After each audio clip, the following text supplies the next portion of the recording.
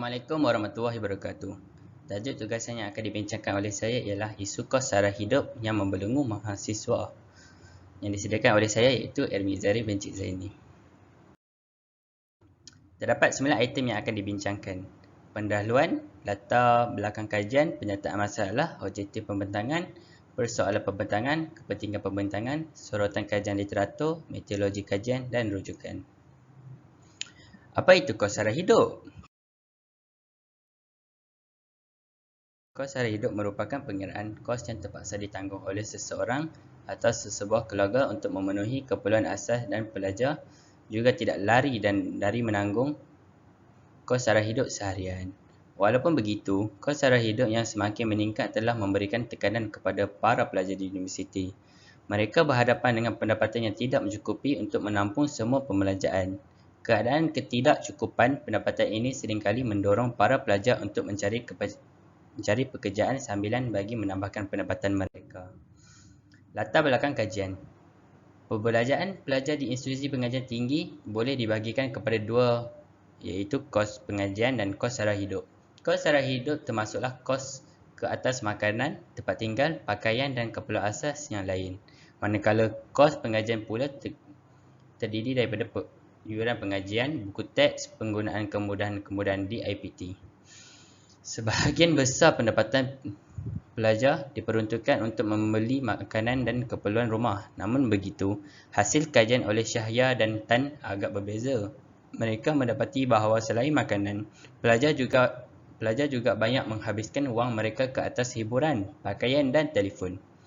Mahasiswa di IPT mengamalkan sikap boros berbelanja sehingga melebihi daripada yang sepatutnya. Justru, faktor ini mendorong mahasiswa membuat pertimbangan yang salah berkaitan dengan pengurusan kewangan. Penyataan masalah yang dibincangkan. Di Malaysia, kos sara hidup di kalangan pelajar universiti semakin meningkat dan sering kali kita mendengar rungutan pelajar tentang masalah kewangan sehingga menjejaskan pencapaian mereka dalam akademik. Kebanyakan pelajar tidak ada ilmu pengurusan kewangan untuk menguruskan kos sara hidup yang terus melonjak tinggi.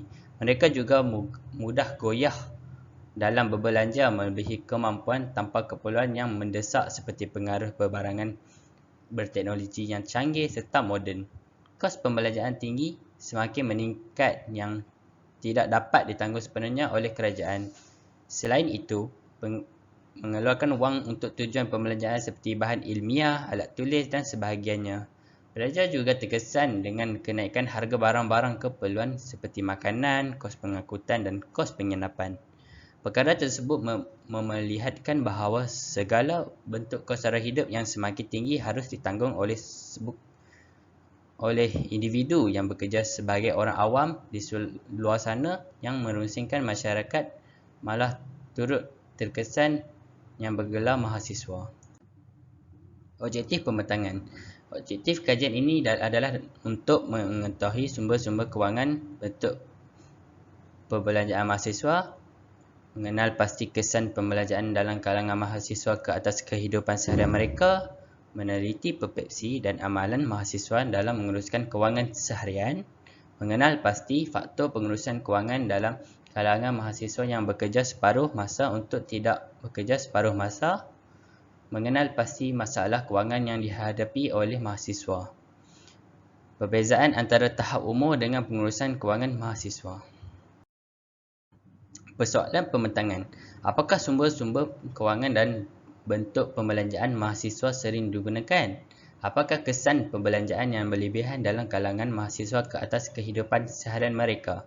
Apakah persepsi dan amalan mahasiswa dalam menguruskan kewangan seharian? Apakah faktor pengurusan kewangan dalam kalangan mahasiswa yang bekerja separuh masa atau tidak bekerja separuh masa? Apakah masalah kewangan yang dihadapi oleh mahasiswa? Adakah terdapat perbezaan antara tahap umur dengan pengurusan kewangan mahasiswa? Kepentingan pembentangan. Pembentangan ini bagi memberi maklumat dalam membantu pihak universiti dalam memantau keperluan mereka semasa mahasiswa agar barangan dan perkhidmatan yang disediakan di kampus bersesuaian dengan kemampuan mereka sebagai pelajar. Pembentangan ini dapat memudahkan pelajar agar dapat menjimatkan sumber kewangan yang ada dengan memberi tips pengurusan kewangan seperti menabung atau menyimpan lebihan wang seandainya diberikan secara bulanan. Pembentangan bagi memberikan cadangan kepada pihak institusi kewangan, terutama bahagian kewangan universiti atau pihak perbadanan tabung pendidikan iaitu PTPTN untuk memberikan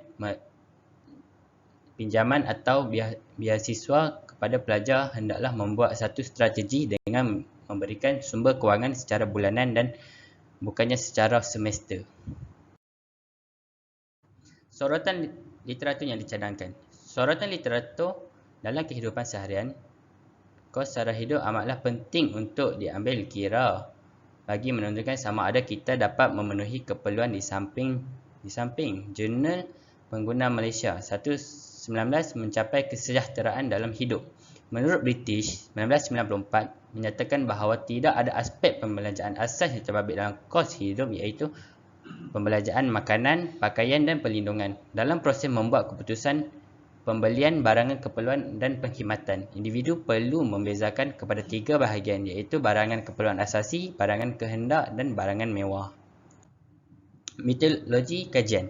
Kajian ini menggunakan kaedah tinjauan dan reka bentuk kajian adalah kuantitatif. Kaedah persampalan yang digunakan dalam kajian ini dengan menggunakan kaedah persampalan rawak bertujuan. Hal ini kerana responden yang dipilih ialah mahasiswa USAS yang terdiri daripada mahasiswa yang mengambil bidang sains dan juga sastera.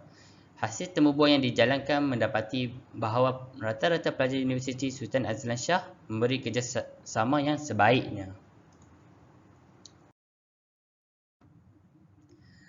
Falsafah yang boleh dikaitkan ialah dalam kos sara hidup dan kenaikan harga barang yang semakin meningkat hasil daripada inflasi yang wujud disebabkan kadar penawaran dan permintaan yang wujud selari dengan sistem ekonomi kapitalis yang digunakan pada masa kini. Sistem kapitalis yang menindas dan membawa kepada inflasi dan kenaikan kos sara hidup.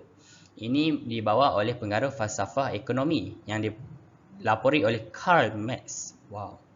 Yang merasakan sistem kapitalisme menegakkan puak pemodelan yang menggunakan tenaga buruh pekerja untuk menghasilkan produk, tetapi para pekerja dibayar sedikit dan tidak setimpal dengan apa yang mereka telah hasilkan. Karl Marx, seorang pemikir komunis dari Jerman, dalam bukunya Das Kapital, iaitu tajuknya The Capital, menulis bahawa kapitalisme hanya dapat disingkirkan apabila golongan pekerja mengambil alih kerajaan melalui revolusi. Karl Marx percaya bahawa sistem ekonomi kapitalis ini memaksa setiap orang untuk meletakkan kepentingan ekonomi sebagai nadi kehidupan mereka, sehingga mereka tidak lagi mengetahui apa itu hubungan yang tulus. Okey, ini rujukan yang saya ambil daripada jurnal dan daripada Karl Marx. Sekian, terima kasih.